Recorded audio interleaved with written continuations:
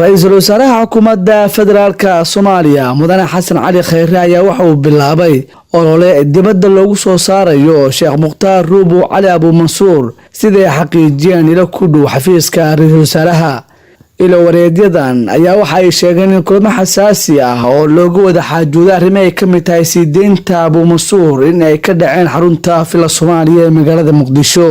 saraakiil ka tirsan xafiisyada labada mas'uul ayaa inoo xaqiijiyay in Khayre uu soo jeediyay in la soo daayo Ruubo ayna u adeegsadaan dagaalada al-shabaab looga saarayo gobolada dalka. waxa uu Khayre soo jeediyay inay uga faa'iideysan karaan si ay u helaan taageerada guud ee bulshada Koonfur Galbeed taasoo suurtagelin karta inay helaan xildhibaanada doorashada soo socota.